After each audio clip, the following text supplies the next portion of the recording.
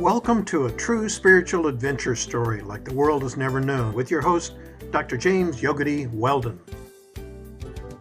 Good day, this is Dr. Jim Weldon speaking to you from Heavenly Mountain in Boone, North Carolina. Our community, which is dedicated to bridging the gaps in our understanding between the different spiritual traditions of the world and providing education on how to live a more enlightened life. This is part of a continuing series of my fourth novel, surprisingly, the story behind the greatest story ever told, The Hidden Unknown Life of Jesus. When beyond my control in a very high state of consciousness known as Turiya, I begin to see the events and the scenes of his life, like walking through a 3D movie. And this was not in a state of consciousness where one makes a decision. There's a super consciousness, a pure witnessing state in which one can really access such events. And in order to verify that this is true, I waited for many years, and also the direction of my teachers that said now I was ready to begin to share this. My backstory is that I started writing my personal adventure story, a true spiritual adventure story of my entire life with nothing hidden long ago, because I was so amazed by what I had experienced from my childhood throughout my life, how I'd grown in these higher states of consciousness, how I was literally given the capability to see and know such things. To understand how such things are possible, just consider the technology that's in front of you right now. You literally have eyes that can see anywhere in the world. You literally can access books and written material on data banks that you have no idea where they are. There are cameras everywhere. There's audio recording virtually everywhere on this little globe, and you can access that. Higher states of human awareness, that is possible too. Now the question is it accurate or not? Is it 5% accurate, 100% accurate? It can be verified over the years, and we're training many children to have those advanced spiritual capabilities. And in this story of the life of Jesus, not only am I sharing the true story of his life, which we really do not know. We only got perhaps 2 years of his life when he was in the area now known as Israel, when he did his ministry. And then he disappeared when he was a child, about 13 years old, and he reappeared in his 30s. Those are the earlier episodes. In this episode, we're discussing really perhaps one of the most exciting periods of his life, the crucifixion, which was the last episode. What really happened during that event?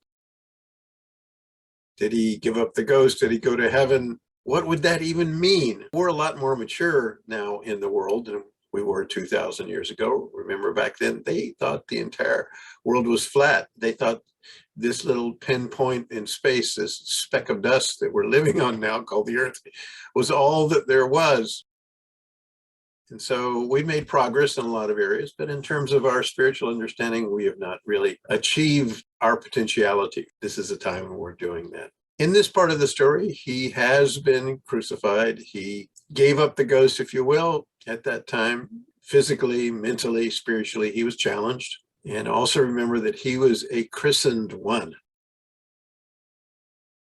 What does that mean? He was one that was one with the Father. That's what he said. That's what he got in trouble for. That's what he was crucified for. That wasn't against the law, according to the Romans, but he was at trial where no one represented him. And the crowd there thought, okay, let's see if he is one with God. Then somehow God will come and save him. Well, that did happen, but he was crucified. And so now we're going to be sharing perhaps one of the most interesting parts of this story, memories from the life of Jesus, what happened during that time. Truthfully, I've been seeing these scenes and events for many years now. So I do have the ability to look into those memory banks and see them, even the feelings and emotions, the scenes that he passed through. I'm seeing those and explaining those as best that I can. But also I've had great guidance. And of course, Jesus had guidance too. What had happened when he was baptized originally is the cosmic being, if you will, the mother, the father, entered in and joined with him and expanded his awareness tremendously, enabled him to do some amazing things, and also enabled him to be able to fulfill this part of his life, which was really to help people that were suffering, to relieve the suffering of the people. And he did. He took some of that deep suffering on himself. And so at this point, the sun has gone down now, and the crucifixion is finished. The place where he was nailed to the cross, he was taken off of that, and all of his devotees had fled, were not in the area, were not showing their faces, at least the men. Mary Magdalene was there and a few other people, but they had prepared something for him. There were places back then where the bodies were prepared after people passed. And of course, they were often in caverns because it was cool. And as far as they were concerned, he was gone. He was dead. He had passed away. There was no obvious signs. Now, what was happening within? Well, at the end of that, when the pain became so excruciating, he said, "Oh, Father, please forgive them for what they've done."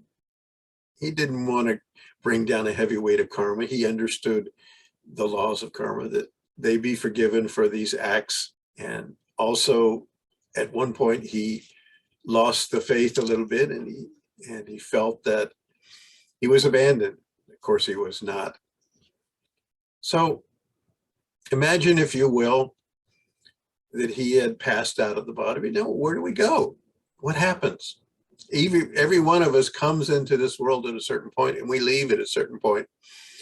And we think that this little period of time is all that we are. It is not. If we had any idea how long our journey is back to the oneness with the divine, we would be utterly amazed. And of course, Jesus was remembering those things and knew a lot now about his past. So what happens at that time? Well, I've described in my novels, the first one, Living the Enlightened Life, and the second one, The Adventures with the First World Teacher, that there are different levels and planes of this existence. Our eyes and our ears and our senses can only see in a certain range. So there definitely are. And there are living beings. There's life everywhere on every one of those. We're in a physical world. We're in a world which is dominated by what we would call the earth element. The earth, we live on it, we stand on it. Our body is made of that. But there's another finer level, and that is the life force. I call it the prana level of existence. You know, breathing in is the first thing we do in this life, and breathing out is the last thing that we do. And without that connection, we pass out. And where do we go? We go to one of these higher realms, depending upon what we've really attained. And if we've attained the blissful realms, we absolutely will experience that and live that. But as I've tried to share here, we do take a little time there, and essentially we get back in line, and we come back and we continue the journey until we do the work that we've intended to be done. So Jesus did as well. He passed out of this place of the earth, and then he moved up to one of these higher realms. During this time, one of the things that's fortunate is that there's been a lot of research on some of these out of the body OBO experiences, and there's been a lot of research on actually NDEs, near-death experiences. We all know the classic story of, you pass down a tunnel and then you come into another place. And many people have shared coming back too. And there's many experiences which have been recorded quite validly. I share one in my book of an individual that I was teaching meditation to many years ago. He had died a number of times. He had a very weak heart, and he was constantly being brought back out of that by the emergency crews. He could see the events that were going on. So that's what's happened.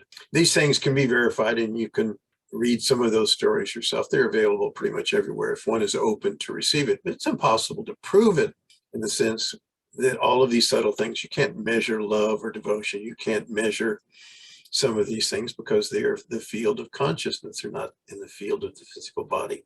You can't weigh the soul. And so Jesus passed up into this place and plane. He gave up the ghost, if you will. And in that place, there's utter peace and joy.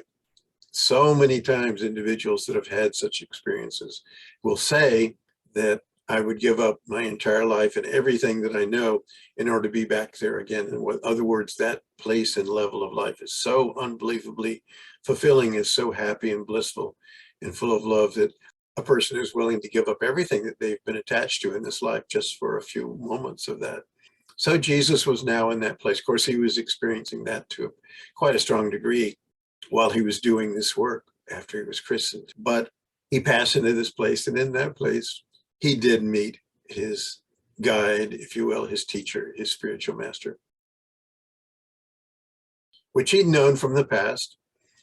And I talk about his connection with that being in the earlier episodes in this book. And if you haven't read those, read the novel, seen the video episodes, please do so you can have a basis upon which you can understand this. So just in the same way, he was in that place of wonderful light and fulfillment where all of one's cares seem so small in that realm, and again came into the embrace and the oneness with his beloved, if you will. See, he was saying two things, simple things. The kingdom of heaven is within you, which means the realm of fulfillment, everything that you would seek is really in your being, in your consciousness. And the Father and I are one. In other words, the life, the energy, the creative existence that is in this universe, which is a living universe, every single bit of it, is the same that I am. And so in that place, he continued to experience that, like has been shared many times with individuals that have had some of these out-of-the-body experiences, near-death experiences in hospitals after accidents, where they were thrown out of the body. They see the operations going, or they see the automobile accident, or soldiers on the field will see the battlefield. His body was not completely gone when he was crucified at the end. When the Roman soldier did impale him, he didn't pierce his heart cavity, and it was actually on the opposite side of the body. Without the consciousness, the body passes. And if that consciousness remains disconnected, or if there literally is a subtle stream that connects us, silver thread to the consciousness, and as long as that's maintained, the body can go into a coma state, falling into water and drown. Many individuals that have had traumatic experiences talk about themselves being connected to that, passing down that tunnel of light into the vast space. And so, like many of these individuals in that space, with the guidance of his guides, his spiritual teacher, master with him, he was given a choice. And that choice was, you can move on and go to the next round of your adventure. And it isn't like there isn't more that happens. We know that, perhaps we believe that, but there definitely is much, much more to this life than these little few years that we've lived. And so he, at that time, felt that he wanted to return because there were some things that he really wanted to do. Remember, in the earlier part of the story, he was very attracted to an area now known as the Kashmir region, because there were tribal families of the Israelites, time of Moses. There are towns and villages where the white Kashmiris are there. There are towns with Jewish names and traditions, even to this day. And so he wanted to continue that work. And here, another thing, he had not ascended and fully attained the state of consciousness that he felt that he was here for, which was his personal goal. And so he decided that he wanted to come back and return. There are a lot of things in India that are known that are not known in the West. There's an entire additional story.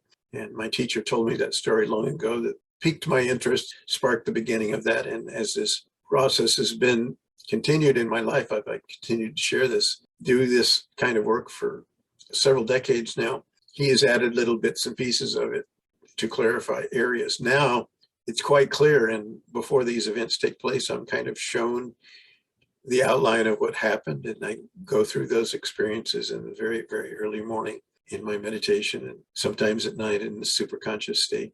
I saw how he came back again. So they thought that he had passed, and his body was now in the burial crypt. He was covered today, the shroud, that there are blood stains on that. It's considered one of the sacred objects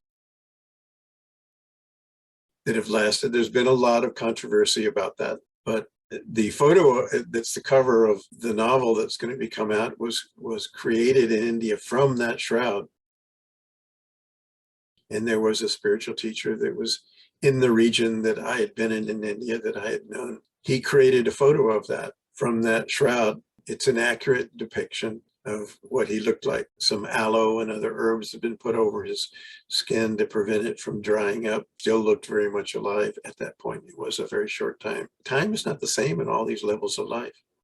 We know that from quantum mechanics now.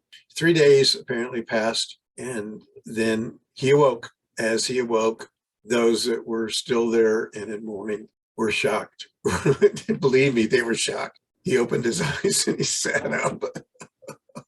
Just imagine the shock. There was a guard out front that wanted to make sure that nobody disturbed this, because it had become somewhat political what happened to him at that time, and there wasn't a huge number of people that were there at his crucifixion, but he sat up. I think Mary Magdalene was there, and she literally fell to her knees seeing this happen. And what had really happened is that he passed into the spirit, met with some of his guides, given an opportunity to move on and let the body perish, or to come back, and he wanted to come back and do more work. His work really had been completed at this point in that part of the world. He came specifically to try to relieve the suffering of those people. We're all connected genetically, and that these advanced states and higher states of consciousness are not an individual achievement. This is one of the reasons why it happened the way it did. In my opinion, it was probably not possible to bring the most high, elevated, enlightened, realized one with the divine being into that part of the world, because of so much darkness was there. But that was still possible. 4,000 or 5,000 years, we've been in a time of darkness. This is why it happened the way it happened. He was prepared for that. Probably in that time, because of the darkness in the world, happened through the uniting, the christening of him as a being. So Jesus the Christ was not the same as Jesus the man that came to that part of the world. And so Jesus came back to continue the journey and the adventure of his life. Really, this was just a short period. And obviously, he passed through some very, very tough times. He emerged from that illuminated even more and ready to continue the work. So what will happen when he meets with his devotees who would run in almost every direction? We'll share that in the next episode. So this is Dr. Jim Weldon speaking to you from Heavenly Mountain in Boone, North Carolina, about the story behind the greatest story ever told. And the point of all of this is your story as well, because the trials and tribulations that he passed through, we pass through as well. We walk into this world as innocent young children, forget who and what we are very quickly, get lost in all of the different things that are going on here. And most people have completely forgotten, have no idea really about the story behind their story. And the purpose of this, and the purpose of all my writings, is to help create a bridge for that. This world is a living bridge between the physical and the divine realms of existence. While we're here, bring something into this world, brighten this world, awaken this world, come together as one life, because we really are one life. This body has billions of cells Each one of them has its own individual life coming and going, but they're all connected. And so the christened one, Jesus, knew that and was demonstrating that and bringing healing to individuals at that time in this world. So we'll talk to you again. Invite your friends. Look at this objectively. Do some of the research. Look at my life. Look what I've been through. I'm just sharing exactly what I'm experiencing, what I experienced. Okay, bye-bye.